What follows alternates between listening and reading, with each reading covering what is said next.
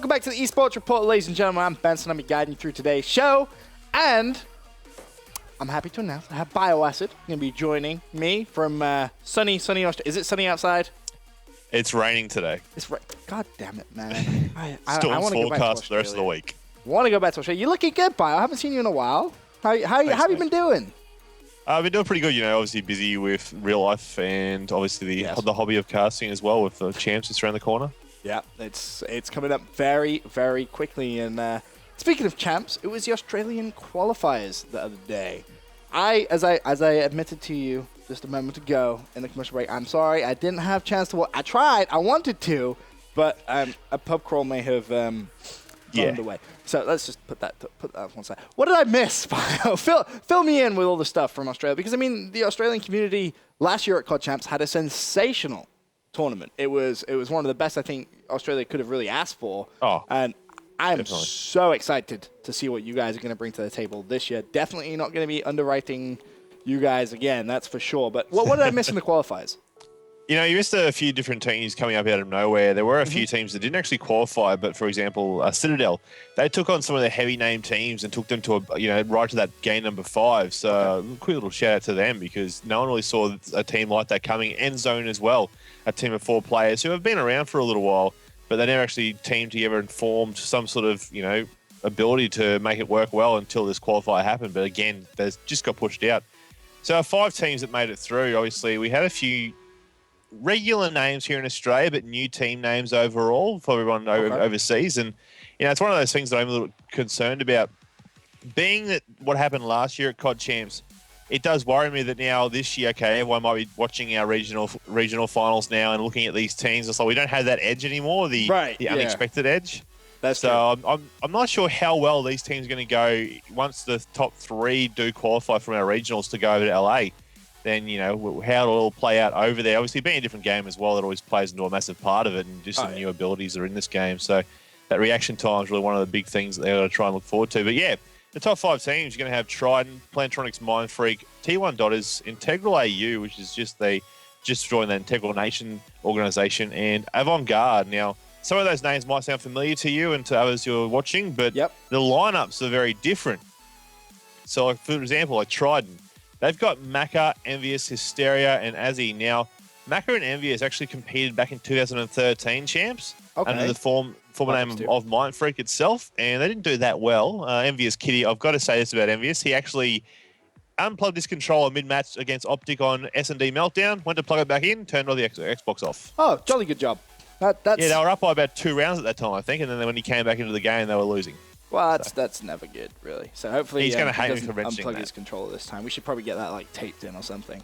Yeah, something like that. But Hysteria, who's been around for this area for a fair while now as a player, these names to us are familiar. Azzy's a new up and coming player though, so I'm not sure how well they'll do. But they did take out the first spot overall in the world for a regional qualifier. So that's something they can sort of hold their heads high up a little bit about. They were the first team to qualify anywhere in the world, so. I think that's something they can actually think to themselves. It's an achievement. First team to qualify, and then of course you have Plantronics, Mindfreak. They're another team that qualified from qualifying number 1.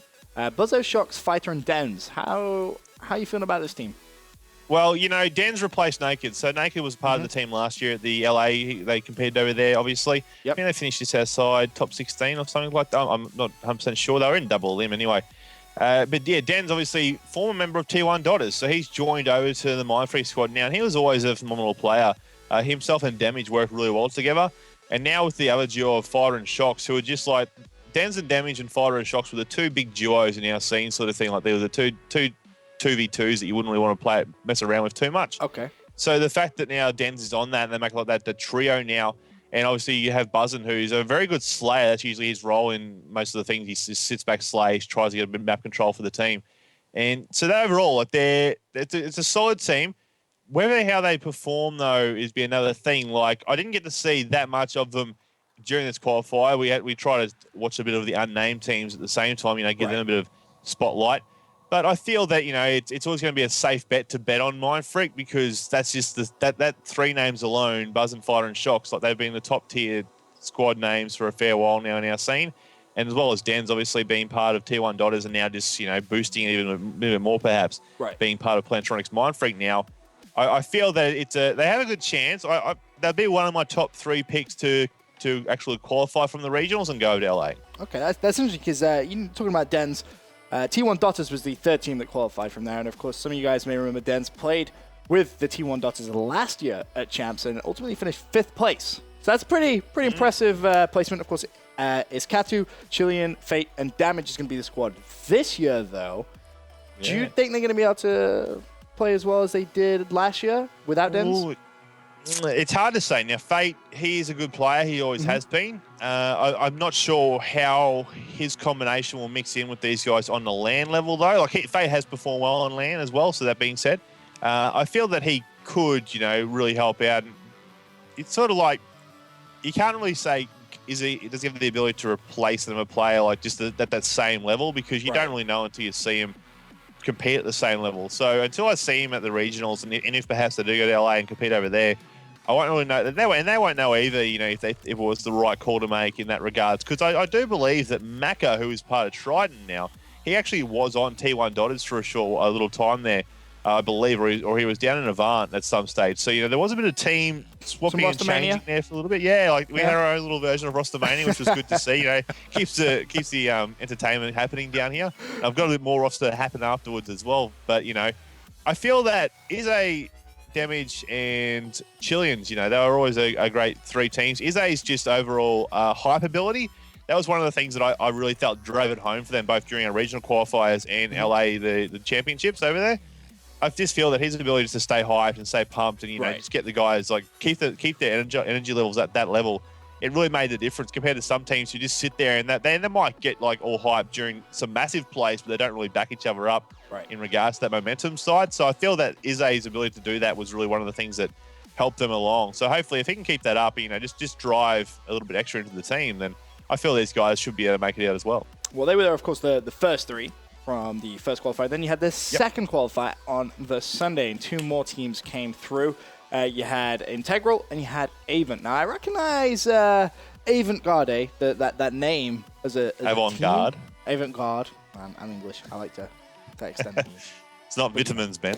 Sorry. And I haven't really heard of Integral, but obviously Bundo, a big name there that jumps out Bill at me Wall. immediately. Hashtag Bill Wall.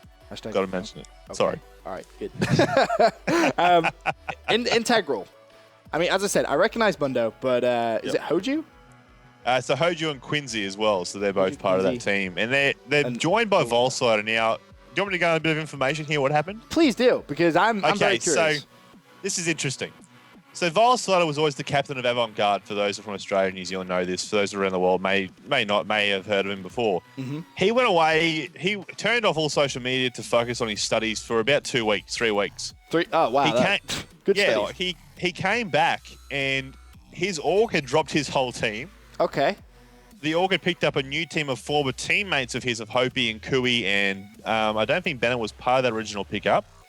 I think Fate might have been, though. He was part of the actual Avant-Garde team, and he joined T1 Dotters since then. Okay. So then Volsa was like, rightio. So he then made a new team. Then during Christmas, he was obviously, like a lot of people do, they just sort of don't really close off the scene, but they just try and spend a bit of time with their family and friends during Christmas and New Year's. He did that. During that time, one of his teammates had to move, so he had no internet. 2 of the other ones, they were sort of around, but they weren't really doing much. And then Chance was announced. So by the time he got the information that Chance was announced, he had one teammate who was moving, and the other 2 was sort of like, I think one of them was like, well, I've got an option here to join this other team. You're not back around. I'm going to go there. And his other teammate of Wanted he tried out with a team called Plantronics NV. It's not envious people. Yes, we've heard it all before. It's Plantronics NV, just the N and the V. That's it. just the N and V to clarify.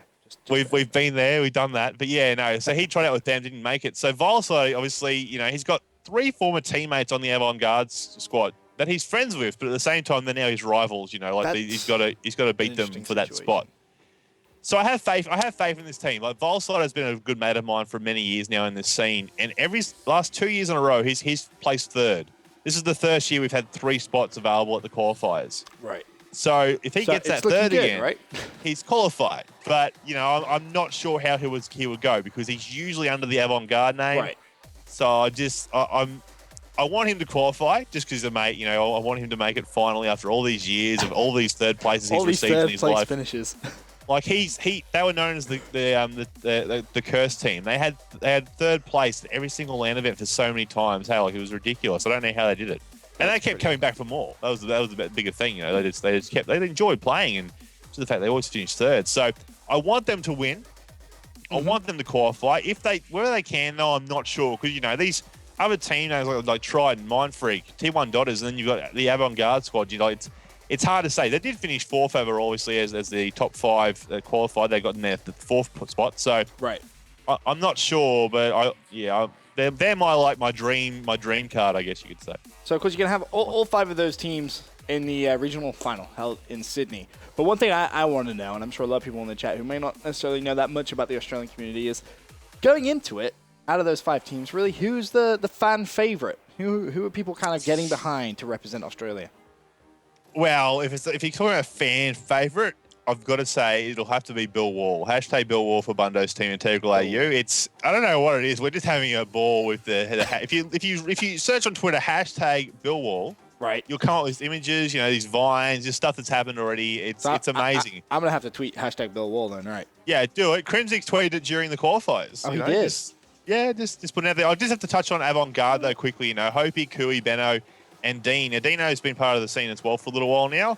And Hopi, Kui, and Benno. Now, these 3 guys were part of the team with Volslotter last year that finished third. So, it's going to be interesting to say the least how that plays out at the qualifiers next month or sometime. Future details to be announced. Can't say too much, obviously. I'll get in trouble. Yeah. But it's I can't say it aloud. I'm not allowed to. I did ask before coming on. I was like, what can I say? Like, nothing until it's announced. Like, radio. But obviously, you got to keep an eye out for these teams. So those top 5 teams. I don't know if they had the Twitter IDs up there as well, but you can find them all on Twitter as well. Yeah. Guys, it's definitely a good idea to keep an eye out. Obviously, some teams may have made a mistake of not doing that last year, and look how it cost you. Yep, it definitely did. They came out looking pretty good last year. But going into this year, I assume you've been watching some of the bigger events over in North America and Europe. How do you realistically think the Australians are going to stack up against some of the best in the world this year? I got asked this question. I got asked this same question last year when we were doing the pre-show, and I remember it clear as day. I picked American teams to win because that's just the way I feel it's pretty much always going to be. Right. I think it's just that level that they have the ability to scrim against the top tier of themselves sort of things. While if you're like us over here in Australia and New Zealand, you've only got that certain level you can get to, and then you're like, well, I've reached our peak here. I can't scrim because of those connections, etc.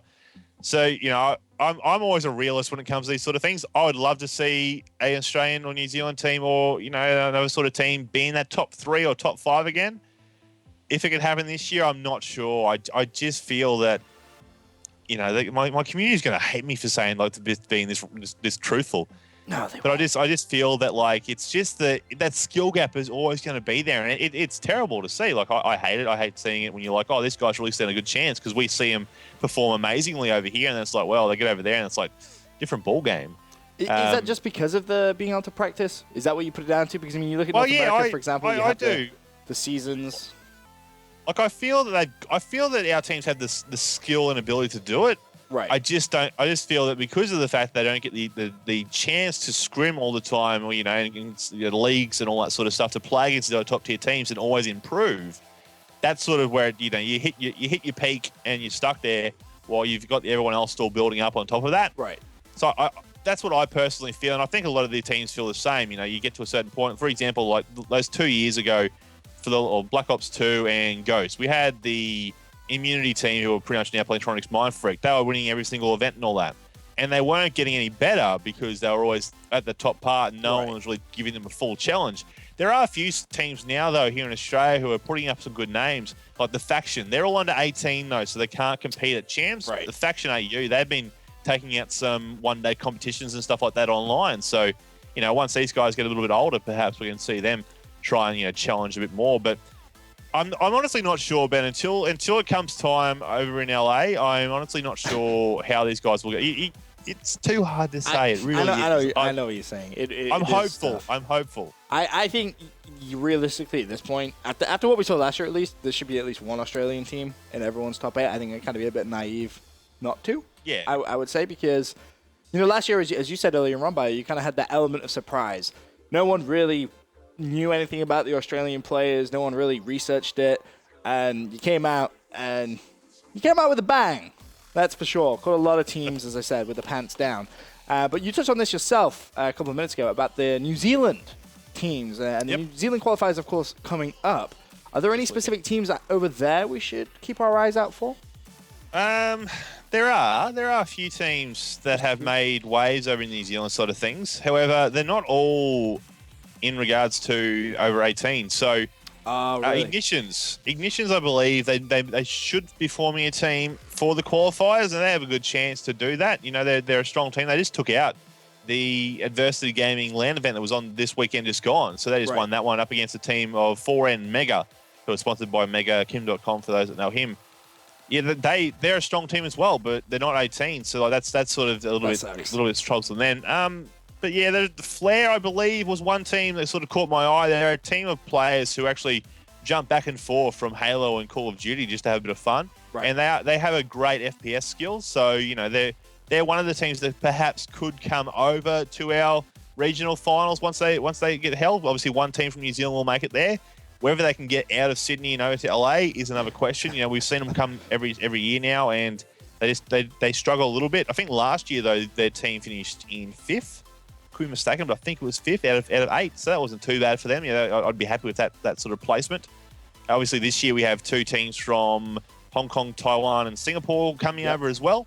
So that's obviously, and I'm interested to see what's going to happen there as well. It's obviously a scene that I've never looked into. True. So I want to see 2 teams come out and just maybe even catch us off guard and maybe do to us what we did to the Americans last year and catch us with our pants down and then we get one team. I'm gonna be honest. I don't think that's gonna happen. I'm looking at it and I'm thinking it should be all Australian representation in LA. I know a couple of players in the Australian community have been pretty vocal on Twitter as well, saying how they're almost guaranteed that spot now. All they need to do is make sure they get the win. But let's be realistic right now, Bio. Can you see any upsets at the Australian qualifier, or I should say regional qualifier into LA? Do you think there is going to be any, or are we just looking at 3 Australian teams coming over? I think that there could be an upset, yes. I think it'll be Australian teams, but I think in regards to how those teams will finish, like last year, for example, we all thought that Immunity, who are now Plantronics Mindfreak, would take out first. T1 Daughters took it out, though. That being said, you sort of plays in your mind a little bit. I feel that they both played their hearts out, though, because there was prize money on the line at our regional event. Obviously, they both had already qualified for LA, so that's sort of a bit of, you're a bit less stressed and all that, relieved. But, yeah, you still had prize money to win. But I think that Trident, they've got to be a favourite in regards to maybe even take out first place at the regionals. They are a strong team. Again, it'll be our first actual LAN event for Advanced Warfare, though. So until we get there, it's going to be very hard to say how people perform on LAN. Obviously, being Australia, some people are very restricted by their internet. So while these guys may have qualified and had, perhaps the not best of connections, come to a LAN event, they might have a better connection and just be that much more of a monster. So it could just turn into Jesus himself. Yeah, pretty much. Just start just God mode engaged. Give me your top 3 though. I'm gonna put you on the spot. Give me your top 3 teams that I'm gonna be seeing in LA. Okay, so as a realist, this is my top 3. I'm gonna have to say Plantronics, Mindfreak, Trident. I feel that T1 Dollars will be able to perform very well at LAN. Okay. My hopeful top 3 would have to be Integral AU, just because of Vilesider and the Bill Wall. Okay. I'd probably say Plantronics, Mindfreak again, and Trident again. That's my hopeful top 3. But my realistic top 3, I'm thinking Trident, Mindfreak, and T1 Daughters. That's just the way it is. And I've got friends on Avant-Garde, I've got friends on Integral AU, but I had to pick 3, and they're the 3 I'm going to have to go with. So basically all 3 teams are qualified from Saturday's qualifier. Yeah, pretty much. Yeah. That's I've just seen these guys perform well, and I just feel they'll be able to do it come to the LAN event. But that being said, I'm not trying to take anything away from Avant-Garde or Integral AU either. Like, these guys have performed well on LAN events as well in the past. It's just the fact that I just feel that I don't know if it's going to be their day. Obviously, being a single day comp, so it can be very strenuous and drain you very quickly. So you got to try and just pace yourself, I guess. I'm excited. I really am because, as I said, last year same. the Australians came out, and I mean I remember Buzzo's clutch in S&D on Warhawk, the 1v3 on the A plant. Yep. Dude, that was nasty. The Australians always providing some of the best entertainment. And I definitely gonna watch the regional qualifier. I tried to watch the online qualifiers, couldn't do it, but the regional, 100%, I'm gonna be watching. Yeah, probably. There may be. You were drinking. That's why you didn't watch. I'll try and drink and watch at the same time. How about that? Oh, yeah. Try and have the best of both worlds. And that's why MLG have a mobile app, mate. You can watch yeah, exactly. See, this is why we love Bio, people. Make sure you follow BioAcid on Twitter at BioAcid. It's underneath this little box right there. Shoot him a follow. But thank you very much for coming on the show and shedding light on some of the Australian teams that I know I myself aren't really too familiar with, and I'm sure a lot of guys in the chat aren't familiar with either. So thank you very much, Bio. And thanks for coming on the show early, too, because I know it's... What time is it right there? Oh, it's 6:30 now, so it's all good. I mean, I'm in normal time. We have other time zones here in Australia now due to daylight savings, but I'm in normal time at 6:30. Normal time. Well, thank you very much for coming on the show today, Bio. I really appreciate it. And hopefully be seeing you soon as well. For now, for the rest of the show, we're going to go for a quick commercial break. Then we're going to talk about COD League and as well some of the Brazilian qualifiers too. We'll be right back.